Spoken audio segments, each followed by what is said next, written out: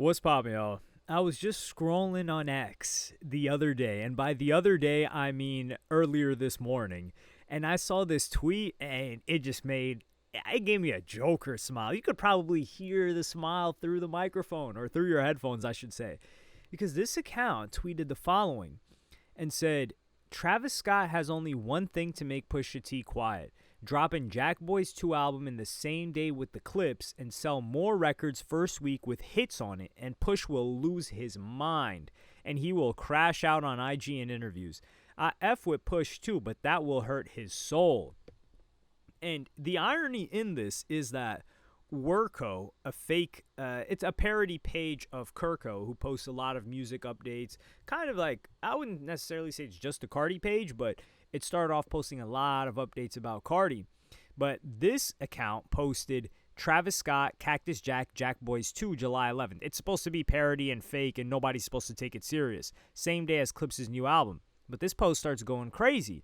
And then he posts that Travis Scott followed him after he posted this. So Travis Scott followed the guy, and he posted a video clip as well. And this got me thinking. So, number one, what tripped me out is some of the replies that people had to this tweet. Yo, dog. And I replied to this as well. And I said, Pusha T must have the Kendrick halo effect on here. MFs really think Pusha T doesn't care about his sales when he's name dropping through multiple interviews and drip feeding content for one of the craziest rollouts of this decade. I'm going to raise my hand and say that I was the first one to say that this was the craziest rollout, or the best rollout of the decade. I said it on like day 2, I think. And now everybody's saying it, but I'm not saying it's because of me. Of course not. Listen, I don't think of myself that highly. But I don't even know and this is the thing, and I've argued with people against this. To say that, like, yo, Pusha T's lame, he's just going after, like, small fries, or he's just dissing people and this and that, he's just trying to cloud up for his album. That is the most moronic take I've ever heard. Number one, like, this is rap. He's rapping at somebody that he has a personal issue with. Like, you want him to stop rapping coke bars, right? Like, that's a criticism that people have. But then when he raps about his personal life and something that he went through recently, and we saw it happen in real time. Like, we got video footage of Pharrell looking at the screen like, yo, what's going on? Or looking at the camera, what's going on? While Travis Scott is jumping around playing the Utopia to get his little snapshot for his album rollout. So it's something that we've seen happen.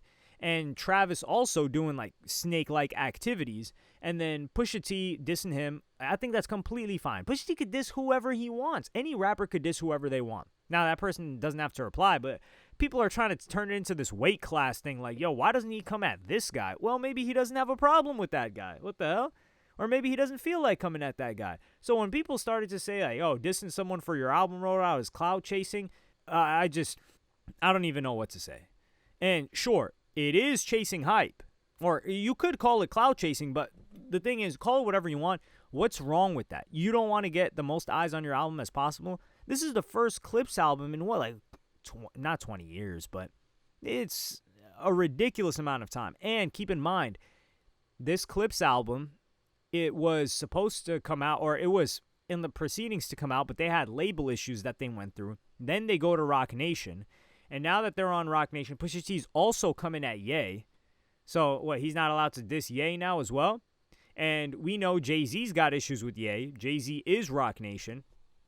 Like, to think that Pusha T is just some soul who is coming back with his brother and allegedly had to pay $1 million or 7-figure sum to get out of his deal, which is a little bit odd because in the beginning they said that they got dropped, and then they said that they had to pay to get out of the deal, and then that it was a 7-figure sum. And we don't know if Pusha paid it, but I'm more inclined to believe that Rock Nation paid it or had someone pay it, whatever the case may be. And they're releasing interview after interview. These guys are making interviews episodic. I don't remember a single time when I saw a GQ interview, and then a week later it's another part of the same GQ interview. They just didn't release everything. Like, they've got everybody working in tandem for this. And then Pusha T calling Travis Scott harmless. People saying Travis Scott's going to reply.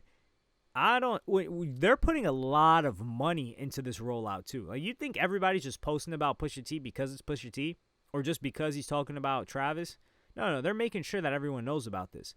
And they're trying to go number one. Because who else is releasing July 11th? I don't really know. Is Gunna releasing July 11th? The only thing that Travis Scott has up his sleeve is to drop Jack Boys 2. And it would... Travis wouldn't have to say a word. Because we know 100% Travis Scott is outselling Pusha T. Especially if he drops some box sets and those are prepared. Oh, boy. It's going to be a sad day for Pusha T. And Travis won't have to say anything, and that's the only way that he could possibly win this beef. Because Travis isn't going to rap back and forth with him. None of us expect Travis to rap back and forth with him, and none of us are anticipating or urging Travis Scott to rap back and forth with him, other than maybe like Bun B, who was saying like, yo, expect something by this weekend. It's another weekend, and we haven't seen anything. Hopefully we don't see or hear anything. But for this to happen, it's going to turn the fans on Pusha T. So keep in mind, there are groups of fan bases that don't like Pusha T, whether that be Drake, whether that be, who else? Travis's fan base now. So what are those guys going to do? They're going to start clowning Pusha T. Like, yo, Pusha T did all that dissing, and he couldn't even, and all Travis had to do was drop his project, and it's not even his main project, and outsell him on the same day. Because that's what people were saying that Jay was doing to Nas for a long time. Because people believe Nas washed Jay in the beef. And after that, they were saying, yo, Jay just keeps dropping the same day as Nas just to outsell him and block him from going number one.